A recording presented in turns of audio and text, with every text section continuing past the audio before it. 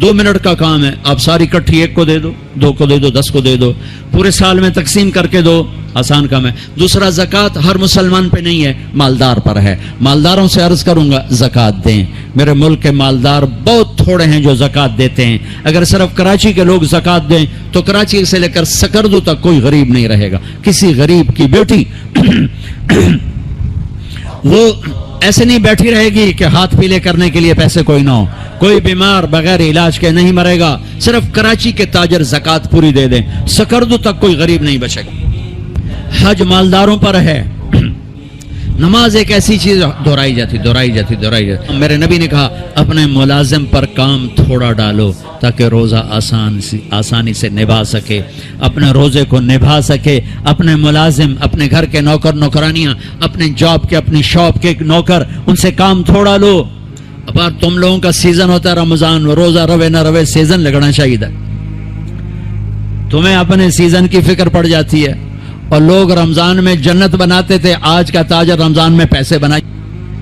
ایسے جو تاجر بیٹھے ہوئے ہیں, انہیں رمضان نہیں چاہیے, ان کو رمضان کا انتظار ہوتا ہے کہ پیسے بڑے آئیں گے, رمضان آئے گا پیسے بڑے آئیں گے. جائے روزے جہاں سے آئے, جائے تراویح جہاں سے آسان تھا, روکڑ چاہیے روکڑ ہے. اور میں نے ایک نوجوان سے کہا یار تو تبلیغ میں وقت دیا کر. کہا جی میرے بدن میں بڑی دردیں ہوتی ہیں, میں نہیں جا سکتا. میں نے کہا ٹھیک ہے. میں اسے دیکھتا تھا دکان پہ ایسے جانوروں کی طرح کام کرتا تھا. تو میں نے ایک دن کہا یار تجھے تبلیغ میں جاتے ہوئے دردیں ہوتی ہیں اور یہ دکان پہ تو جتنا کام ہے اتنا تبلیغ میں تو نہیں, تو یہاں تمہیں دردیں نہیں ہوتی؟ کہا جی یہاں بھی ہوتی ہیں, لیکن شام کو جب نوٹ گنتا ہوں نا سارا درد چلا جاندہ ہے. ایویں 4 نوٹاں دی مارے ساری ہم پیڑا ہیں.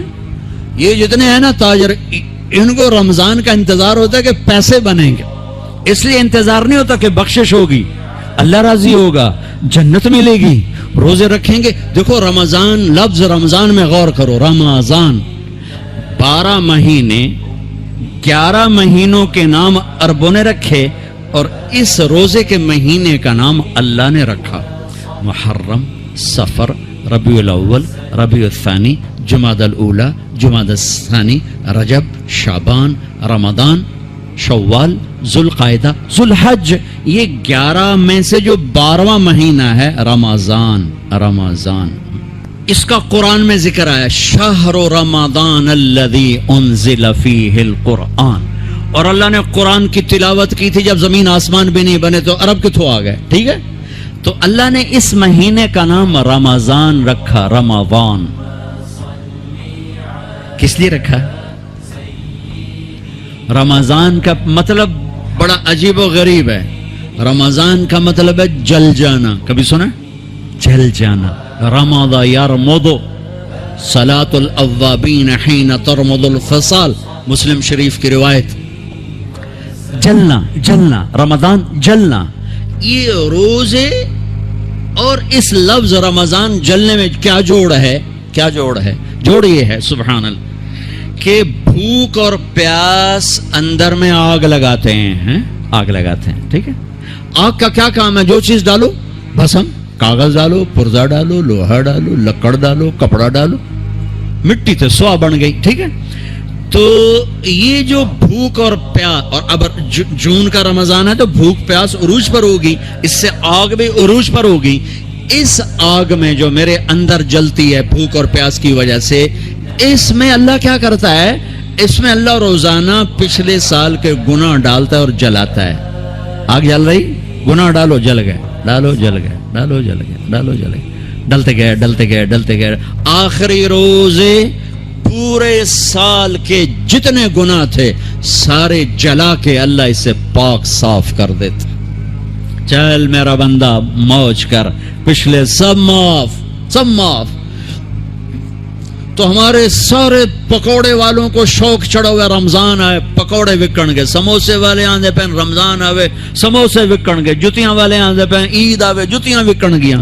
وہ کسی کو یہ شوق ہی نہیں کہ بخشش ہوگی، اللہ راضی ہوگا، جنت ملے گی، اللہ کی محبت میں بھوک لگے گی، اللہ کے عشق میں پیاس لگے گی. وہ بھوک اور پیاس کی جو تڑپ اور کسک ہے، پھر ہم ہاتھ اٹھا کے اللہ سے مانگیں گے. ہم کہیں گے یا اللہ، تو عرش کے دروازوں تک میری پکار جائے گی، ساتوں آسمان میری پکار سے گونج اٹھیں گے. مجھے یقین ہے کہ میرا اللہ کہتا ہے، میرا نبی فرماتے ہیں کہ اللہ رمضان میں سارے آسمان کے فرشتوں سے فرماتا ہے روزے رکھنے والوں کی دعا پر آمین کہو.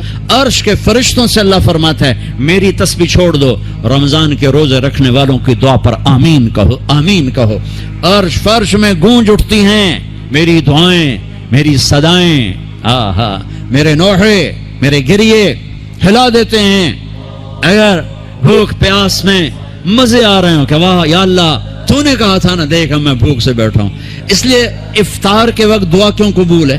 افطار کے وقت کھانا سامنے ہے، پانی سامنے ہے، اور آواز کان لگے ہوئے ہیں سائرن کی آواز پر، تو اللہ کہتا ہے یہ فرشتہ، یہ میرے بندے، کھانا بھی سامنے ہے، پانی بھی سامنے، یہ کیوں نہیں کھا رہے، یہ کیوں نہیں پی رہے؟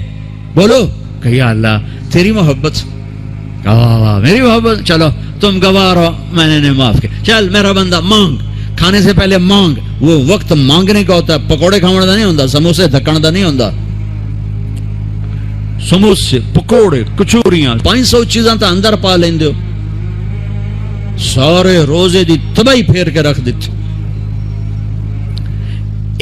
ایک مہینے کے لیے اوور آلنگ ہے، اوور آلنگ، ٹیوننگ ہے، ٹیوننگ. تھوڑا کھاؤ، تھوڑا کھاؤ، تھوڑا کھاؤ. ٹھنڈے شربت مت پیو، ٹھنڈے شربت مت پیو افطاری کے وقت. بعد میں پینا تو پی لو، این افطاری کے وقت اپنے اوپر ظلم مت کرو. سارے دن کا انجن گرم ہے، ایک دم اس کے اوپر برف پھینکتے ہو. تھوڑی دیر صبر کر کے سادہ پانی پی لو، نماز پڑھ لو، پی لو. لیکن این روزے کے وقت بچو تلی ہوئی چیزوں سے، کراری چیزوں سے، مسالے دار چیزوں سے، ثقیل چیزوں سے بچو. ہلکا پھلکا رکھو پیٹ کو، ہلکا پھلکا، تاکہ روزے کا مقصد حاصل ہو کہ جسم پاک ہو، غلاظتوں سے، گندگیوں سے پاک ہو، صاف ہو. ہاں، اور اپنے دل کو بھی صاف. رمضان میں سب کی بخشش ہو جاتی، سب کی. 4 نہیں بخشے جاتے، 4 آدمی نہیں بخشے جاتے، 4 قسم کے مرد عورت، سب کی بخشش ہو جاتی، سب کی. 4. اللہ تعالی ہماری حفاظت فرما لے. کسی بھائی میں یہ عیب ہے، ابھی سن کے توبہ کر لینا. شراب پینے والا، مستقل شراب پینے والا، رمضان میں بخشش نہیں. ماں باپ کا نافرمان، ماں باپ کا نافرمان. ماں باپ کا نافرمان کے لیے تو میرے نبی نے کہا کہ اللہ ہر گناہ کی سزا موت کے بعد دے گا. ماں باپ کے نافرمان کو یہیں سے شروع کرے گا اور آگے تک لے کے جائے گا. یہاں بھی سزا دے گا اور آگے بھی سزا دے گا. صرف ایک گناہ دنیا میں ایسا ہے، کفر شرک کی سزا بھی موت کے بعد. زنا، شراب، جوے کی سزا سود کی موت کے بعد ہے.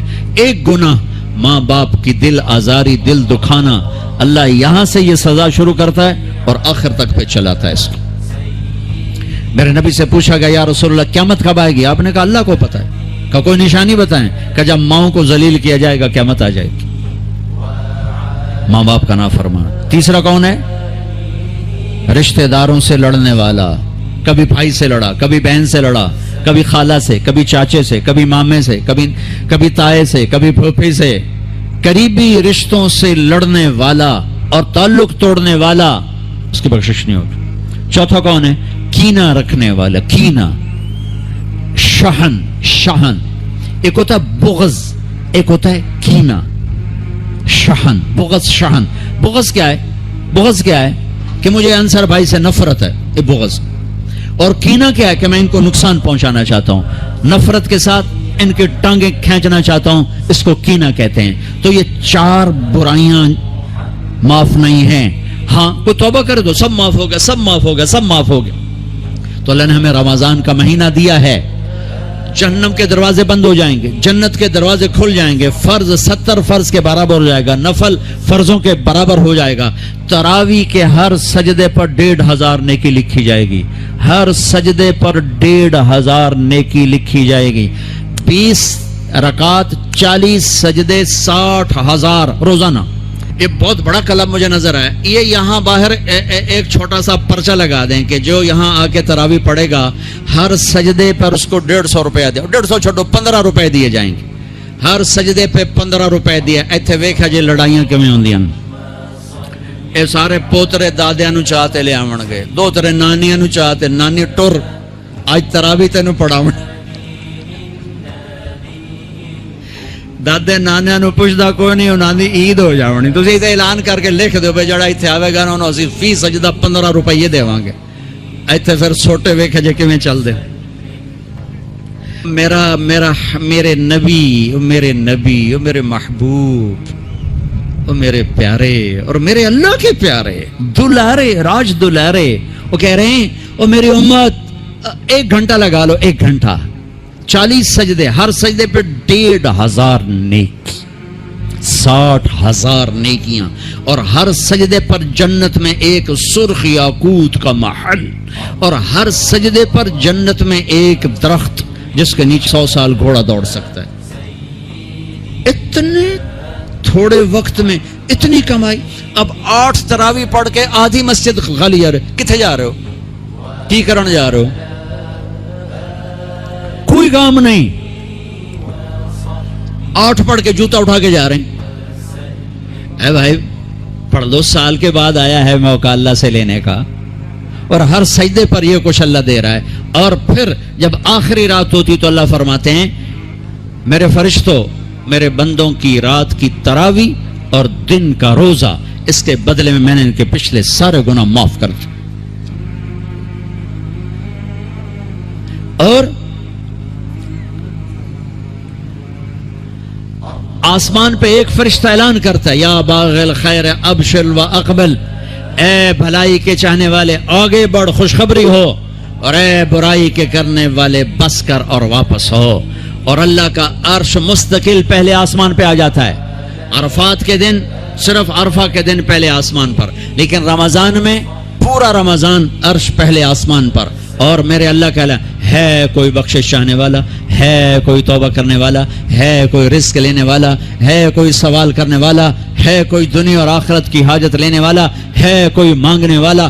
ہر وقت اللہ کی طرف سے اعلان ہوتا ہے اس مہینے کو کمائی بناؤ, دنیا کماؤ, حلال کمانا. کو میں تو ویسے مذاقن کہہ رہا ہوں, ہر ایک دنیا کمانا کوئی منع تھوڑا ہی, حلال کمانا کوئی منع تھوڑا ہی ہے. لیکن ایسی کمائی میں نہ لگو کہ روزے پہ زد پڑے, تراویح پہ زد پڑے, تلاوت پہ زد پڑے. میرے نبی پاک صلی اللہ تعالی علیہ وسلم رمضان میں قرآن کی تلاوت بڑھا دیتے تھے. قرآن رمضان کا سب سے بڑا وظیفہ, جی کوئی وظیفہ دسو, کوئی وظیفہ دسو. لوگ پوچھتے ہیں جی رمضان کا کوئی خاص وظیفہ بتا رہا ہوں. رمضان کا خاص وظیفہ قرآن کی تلاوت, رمضان کا خاص وظیفہ قرآن کی تلاوت, قرآن کی تلاوت, قرآن کی تلاوت. جتنا پڑھ سکتے ہو پڑھتے جاؤ, پڑھتے جاؤ, پڑھتے جاؤ, پڑھتے جاؤ. میرا ایک ساتھی ہے مولوی ثناء اللہ, وہ ایک دن میں پورا قرآن ختم کرتا ہے. ایک دن میں پورا قرآن, ایک دن میں پورا قرآن. پورے رمضان میں 30 قرآن ختم کر دیتے. سوائے اس کے بیمار ہو جائے تو, کوئی بیمار ہو جائے تو 10 پارے, ورنہ پورا قرآن. رمضان قرآن, پورا قرآن. تو چلو ہم پورا قرآن نہیں پڑھتے, کچھ تو پڑھو. سارا سال نہیں پڑھا, کچھ تو پڑھو. رمضان کا وظیفہ قرآن کی تلاوت, رمضان کی تسبیح قرآن کی تلاوت, رمضان کی خدمت. روزے افطار کرواؤ, سحری کھلاؤ, افطاری کراؤ, غریبوں کو مدد کرو, زکوٰۃ دو, اپنے مزدوروں سے کام تھوڑا لو, گھر کے نوکروں سے کام تھوڑا لو. اور رمضان کی سب سے بڑی بات, آپس میں بغض سے دل صاف کرو. لڑے ہوئے ہو, رمضان آنے سے پہلے جیسے لوگ حج پر جانے سے پہلے نہیں فون کرتے ہیں, صلح کرتے ہیں, اتنا ہی ضروری ہے. رمضان سے پہلے میں دل صاف کر لوں, میں معاف کر دوں, میں معافی مانگ لوں. زیادتی کی ہے تو معافی مانگ لوں, کوئی معافی مانگنے آیا تو معاف کر دوں. میرا دل صاف ہو, کسی سے بغض نہ ہو, کسی سے کینہ نہ ہو, کسی کا حسد نہ ہو, کسی سے رنجش نہ ہو. دل صاف کرو. صاف دل اللہ کا عرش بن جاتا ہے, اللہ کا عرش بن جاتا ہے, اللہ کا عرش بن جاتا ہے. ایک دوسرے کو معاف کرو, جس سے لڑے ہوئے معاف کر دو, زیادتی کرنے والے کو معاف کر دو. میرے نبی کا فرمان ہے تصل من قطعک وتعطی من حرمک وتعفو عن من ظلمک. جو توڑے اس سے جوڑو، جو نہ دے اسے دو، جو زیادتی کرے اسے معاف کرو۔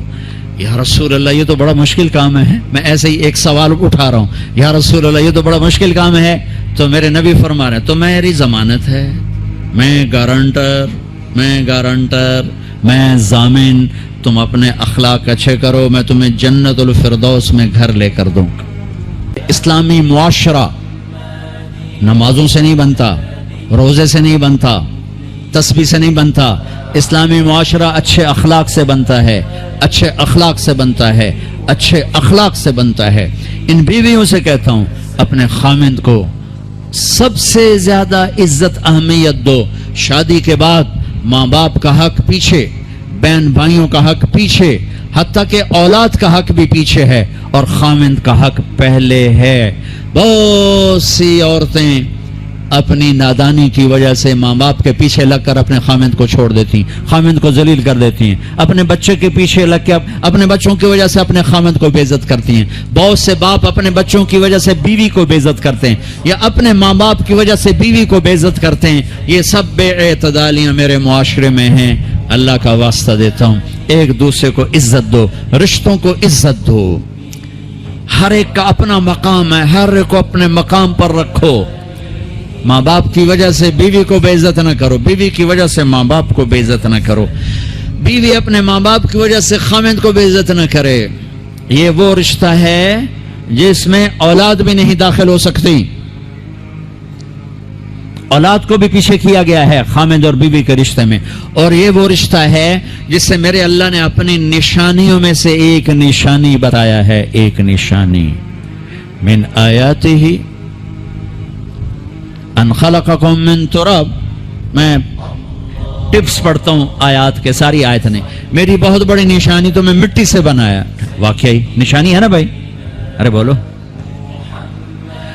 من آیاتہ خلق السماوات والارض، میں نے ایک آیت چھوڑ دی، بعد میں پڑھوں گا۔ میری بہت بڑی نشانی زمین آسمان کا بننا، واقعی بہت بڑی نشانی۔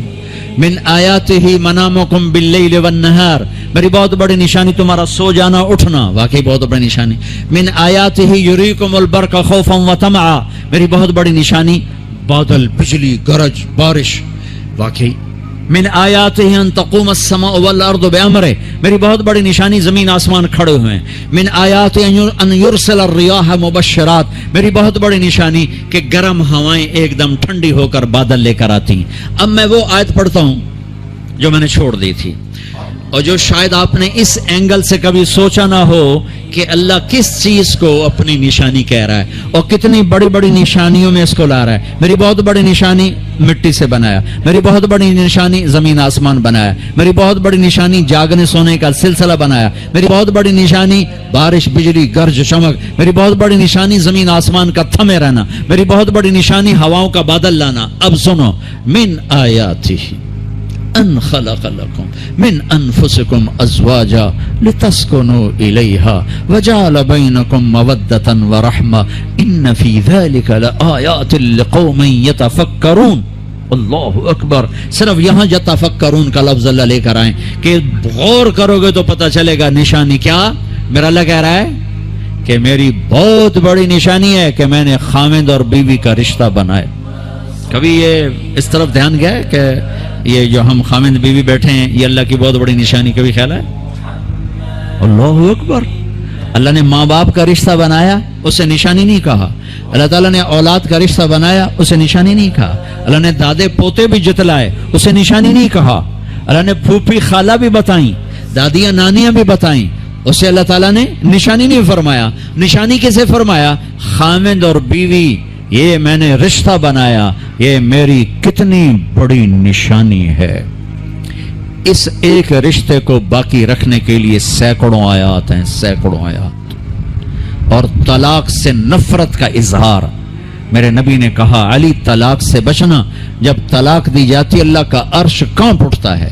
ناجائز طلاق، بے جا، ضرورت کی وجہ سے طلاق لی بھی جا سکتی ہے، دی بھی جا سکتی۔ یہ میں ایک اضافہ کروں گا، بہت سی بچیاں نہیں گزارا ہو رہا، خامند بدتمیز ہے یا سسرال ظالم ہے، وہ کہتی ماں سے میرا گزارا نہیں ہو رہا، میری جان چھڑا دو. نہیں بیٹی، گزارا کرنا ہوگا، صبر کرنا ہوگا، گزارا کرنا ہوگا، یہیں رہنا ہوگا. یہ ماں باپ کا ظلم ہے، یہ ماں باپ کا اپنی اولاد پر ظلم ہے.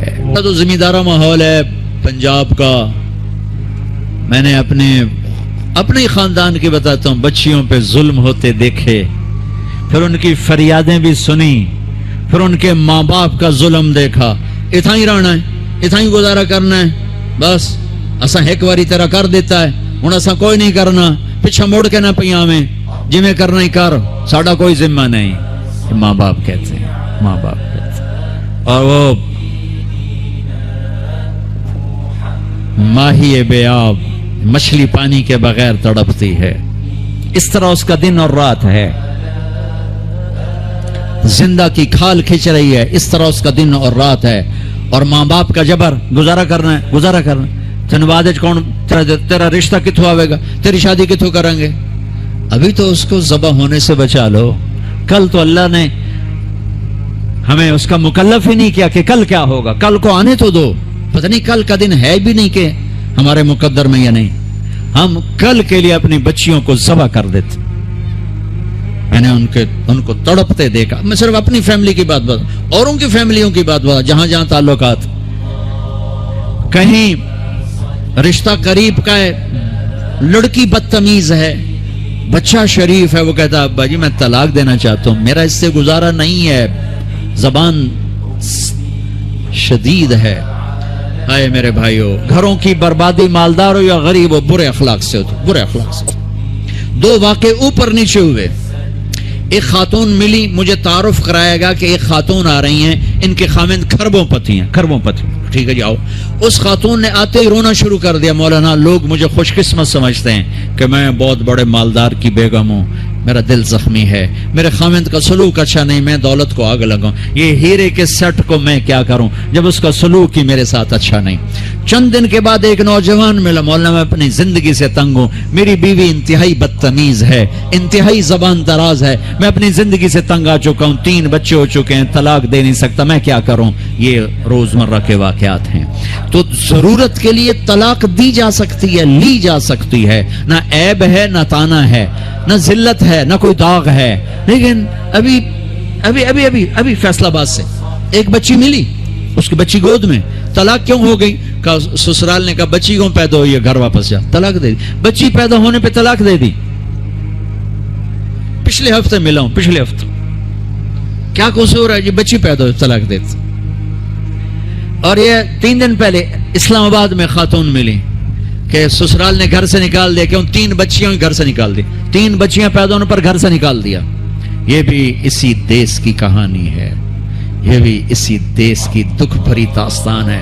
ظلم صرف وہ نہیں جو بھتہ کی پرچیاں آ رہی ہیں اور جو دہشت گردی ہو رہی ہے، یہ جیسے وہ بہت بڑا ظلم ہے، ایسے یہ بھی بہت بڑا ظلم ہے کہ کہیں بچیاں ذبح ہو رہی ہیں، کئی بچے ذبح ہو رہے ہیں. پھر ایک اور ظلم اس کے ساتھ ہے، خاندان سے باہر نہیں کرنی، خاندان میں کریں گے. ہم راجپوت ہیں، میں اپنی بات ہم راجپوت ہیں، ہم اس سے باہر نہیں کرتے. ہم شیخ ہیں، ہم باہر نہیں کرتے. ہم میمن ہیں، ہم باہر نہیں کرتے. ہم پٹھان ہیں، ہم باہر نہیں کرتے. ہم ارائیں، ہم باہر نہیں کرتے. اس بت کو توڑو، اس سے بڑی بچیاں برباد ہوئی ہیں، بڑی زندگیاں برباد ہوئی ہیں. میرے نبی نے فرمایا دین دیکھو، اخلاق دین جہاں دیکھو رشتہ کر دو. اگر بچہ اپنی پسند کا اظہار کر دے تو اسے نافرمانی نہ سمجھو کہ تو اپنی پسند کا اظہار کیوں کرتا ہے. اگر بچی اپنی پسند کا کہہ دے کہ میری یہاں شادی کریں تو اسے بے ادب، اسے بے حیا نہ سمجھو. اس نے حیا کے ساتھ شریعت کے مطابق ایک چیز کا مطالبہ کیا ہے. اللہ کا واسطہ دیتا ہوں ماں باپ کو، اپنے بچے بچیوں کی شادی میں ان کی رائے لو، ان کی رائے لو، ان کی رائے لو. ایک خاتون نے مجھے بتایا کہ میرا رشتہ آیا اور میرے ماں باپ دوسرے کمرے میں بیٹھ کے مشورے کر رہے کہ کرنا ہے کہ نہیں کرنا، مجھے بتا ہی نہیں رہے کہ تیرا رشتہ آیا ہے. اور بچیوں سے پوچھنا عیب سمجھ، مجھے تمہارے کراچی کے نہیں پتا، میرے پنجاب کی تہذیب یہی ہے، بچیوں سے پوچھنا عیب. بس کر دیتا تیرا، ایتھا ہی کرنا ہے، ایتھا ہی کرنا ہے، اور کوئی گل دوئی ہے ہی کوئی نہیں. شرابی سے بات. میرے اپنے عزیز دوستوں کے بہت بڑی فیملی, بہت بڑا زمیندار گھرانہ. ایک بچی نے فون کہا, مولانا صاحب صرف مجھے فون آیا کہ تیرے آسان تیری منگنی کر چھڑی ہے, بس فلانی تاریخ نو تیرا نکاح ہے, ٹھیک ہے میرے ماں باپ ہیں, کر دیا, میں حاضر ہوں. لیکن مولانا اتنا تو میرا حق تھا کہ شرابی سے تو نہ کرتے, ایک شرابی سے میرا نکاح کرتے. میرے خاندان میں اور لڑکے بھی تھے, ایک شراب, ان کو پتہ یہ شراب پیتا ہے.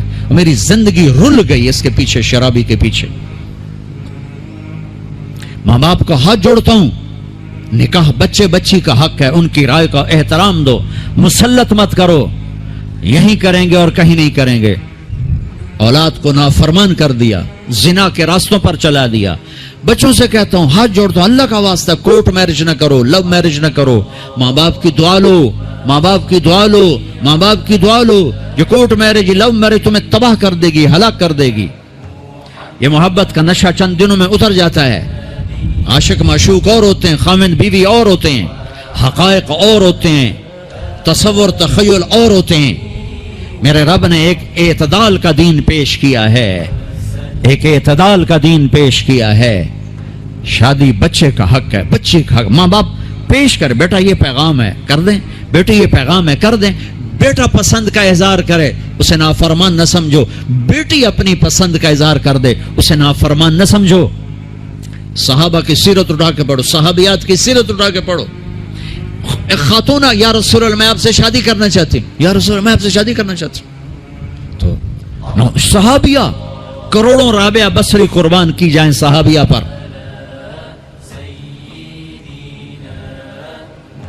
ہاں, میرے نبی نے خاندان کا بت توڑا, اپنی قوم میں شادی کی. حضرت عائشہ قریش, حضرت حفصہ قریش, حضرت سودا قریش, ام حبیبہ قریش. ام حبیبہ دشمن خاندان سے, بنو امیہ, ابو سفیان کی بیٹی, ابو سفیان دشمن, اس کے گھر شادی کی. اس بت کو توڑا ہے.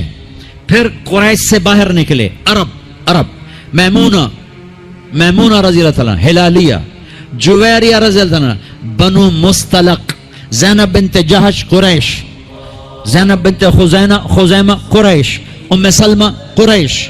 باہر نکلے, زینب میمونہ ہلالیہ قریش سے باہر, جویریہ بنو مستلق قریش سے باہر. پھر ایک قدم آگے عربوں کے باہر شادی کی, یہودیوں میں حضرت صفیہ, یہود, بنو قریظہ. آپ جانتے تھے کہ میری امت یہ بت کھڑے کرے گی, یہ بت کھڑے کرے گی.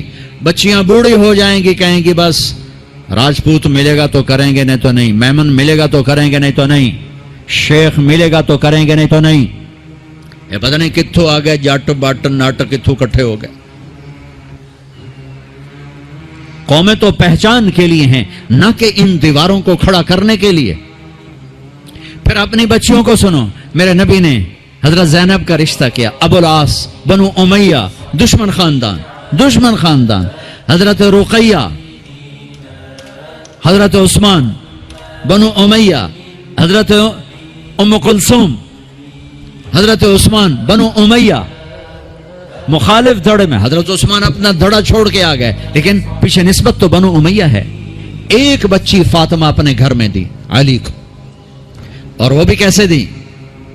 ایک حدیث سناؤ, میرے نبی نے فرمایا, ما تزوجت وما زوجت الا بوحی من السماء نزل به جبریل. میں نے جہاں شادی کی, میں نے جہاں بیٹی دی, پہلے آسمان سے جبریل آیا, حکم سنایا, پھر میں نے قدم اٹھایا. ٹھیک ہو گیا, ٹھیک ہے. اب حضرت علی رشتہ لے کر آئے, رشتے کا پیغام لے کر آئے, اور آ کر چپ کر کے بیٹھ گئے. آپ نے فرمایا, آپ کو تو پتا تھا علی کیوں آئے بیٹھے. آپ نے کہا علی کیسے آئے؟ چپ, شرم کی وجہ سے. 21 سال عمر تھی حضرت فاطمہ کی, 15.5 سال. پھر آپ نے خود کہا, علی فاطمہ کے رشتے کے لیے آئے ہو؟ جی. تو آپ نے کہا انشاءاللہ, اور یہ کہہ کر اٹھ گئے. تو حضرت علی بڑے پریشان سے اٹھے اور باہر آ گئے. باہر صحابہ انتظار کر رہے تھے کہ کیا بنتا ہے. صحابہ نے پوچھا کیا ہوا؟ کہا انکار. کہیں انکار؟ وہ کیسے؟ کہا کچھ بھی نہیں بولی. تو عبد الرحمن بن عوف کہنے گے کچھ تو بولے ہوں گے. کہا انشاءاللہ کہا تھا. کہا تو ہو گیا. کہا وہ کیسے؟ کہا نبی کا انشاءاللہ ہاں ہوتا ہے. اچھا اب یہ انشاءاللہ کیوں کہا؟ یہ کیوں نہیں کہا کہ ہاں ہو گیا؟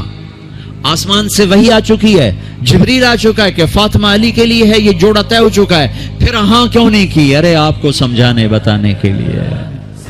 سنو میں کیا فریاد کر رہا ہوں. صرف عبادات کا نام اسلام نہیں ہے، یہ سب اسلام بیان کر رہا ہوں. میرے نبی گھر آئے، فاطمہ جیسی جنت کی شہزادی کو بلایا، بیٹی فاطمہ علی کا رشتہ آیا ہے، ہاں کر دو. کیا وحی کے آنے کے بعد بھی پوچھنے کی ضرورت تھی؟ جب اللہ کہہ چکے ہیں کہ فاطمہ علی کے لیے ہیں اور آسمان سے جبریل آ چکے ہیں کہ یہ رشتہ آسمانوں پہ طے ہو چکا ہے، پھر یہ کیوں کہا فاطمہ بیٹی علی کا رشتہ آیا ہے، ہاں کر دو؟ یہ کراچی والوں کو سکھانے کے لیے، قیامت تک کی امت کو سکھانے کے لیے کہ بیٹیوں سے پوچھا جاتا ہے کہ یہ شادی بیٹی کا حق ہے، یہ نکاح بیٹے کا حق ہے. یہ ایجاب قبول ماں باپ کرتے ہیں یا لڑکا لڑکی کرتے ہیں؟ اور ایجاب قبول کے بغیر نکاح ہو سکتا ہے؟ میرے ایک دوست ہیں چودھری رفاقت منڈی باؤدین، ان کے گاؤں کا ایک بچہ چھوٹی عمر میں بسوں پہ وہ نوکری پہ لگ گیا، وہ کنڈکٹر بن گیا، کلینر کنڈکٹر. وہ ساری زندگی اس میں گزر گئی. استاد جی آن دے، استاد جی جان دے، استاد جی کٹ لو، استاد جی آگے چلو، استاد جی پیچھے چلو. اس کی شادی ہونے لگی. یہ میں لطیفہ نہیں سنا رہا ہوں، صحیح واقعہ سنا رہا ہوں، منڈی باؤدین. اچھا مولوی صاحب آخیا ہاں بھائی پترا فلانے دی دھی تے اے او دا نام تے اے او دا پیو تے اتنا مار میں تینوں دتی تو قبول کیتی؟ آخر لگا جی آن دیو. تو اس کے بھائی نے اس کو کون نہیں ماری، کہندا جی جان دیو.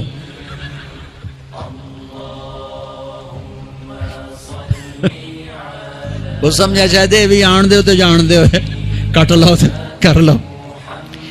ایجاب قبول کتنے ضروری لفظ ہیں کہ جب تک لڑکی لڑکا یہ نہیں کہیں گے نکاح نہیں ہوگا. یہ ماں باپ کا حق ہے، یہ بچوں کا حق ہے. تو آج ماں باپ کیوں ظلم کرتے ہیں کہ زبردستی اپنی مرضی کی شادی مسلط کرتے ہیں؟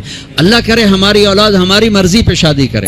بچوں سے کہتا ہوں ماں باپ کی مرضی کی شادی کرو، ماں باپ کی مرضی کی شادی کرو، ماں باپ کی مرضی کی شادی کرو. میں تمہیں بغاوت کی راہیں نہیں دکھا رہا، لیکن جو ماں باپ جبر کر رہے ہیں میں اس کے سامنے ہاتھ جوڑ رہا ہوں، اس کے سامنے ہاتھ جوڑ رہا ہوں کہ واقعات سن سن کے دیکھ دیکھ کے میرا کلیجہ پکا ہوا ہے. میں اس لیے بول رہا ہوں یہ وہ مضامین ہیں جو نئی ممبر سے بیان کیے جاتے. میں بول رہا ہوں کہ یہ میرے معاشرے کی دکھتی ہوئی رگیں ہیں. جہاں نیکی دیکھو وہاں رشتہ دے دو، چاہے خاندان. ہاں خاندان میں کو ترجیح دو، خاندان کو ترجیح دو، کوئی شک نہیں، کوئی شک نہیں. لیکن اگر خاندان میں جوڑ نہیں باہر تلاش کرو. ہمارے جی ہم بچی والے، ہم کیسے جائیں؟ بچی والے نہیں جا سکتے. یہ تو ہندوستان کی ہندی ثقافت ہے. میری بیٹی جوان ہے، میرے ذمہ میں اپنی بیٹی کا رشتہ تلاش کروں. میں جا کر کہوں بھئی میری بچی جوان ہے، اگر آپ کو مناسب لگے تو آپ ہمارا پیغام قبول کر لیں. لیکن ہم اپنی بچیوں کو بوڑھا کر دیتے ہیں. کوئی رشتہ آئے تو کریں، کوئی رشتہ آئے تو کریں. پھر ایک یہ رشتے کرانے والیوں کا چکر ہے، اس نے کتنے گھر تباہ کر دیے ہیں. تو ماں باپ سے کہتا ہوں رائے لو، اولاد سے کہتا ہوں ماں باپ کے خلاف نہ جاؤ، نہ جاؤ، نہ جاؤ، نہ جاؤ. برکت کیا، دین سارا ہاتھ سے نکل جائے گا. خاک ہو یا نو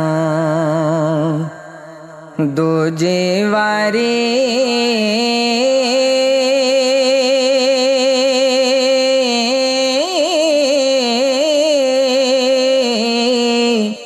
مڑ کے زندہ کرسی وچ میدان قیامت والے ہر کوئی لے خبر سی وچ میدان قیامت والے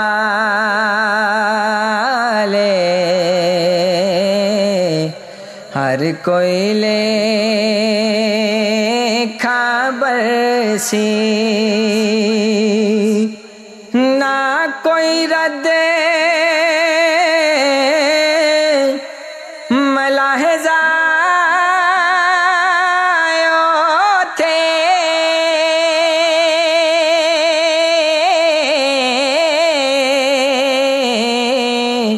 نہ کوئی عذر بہانہ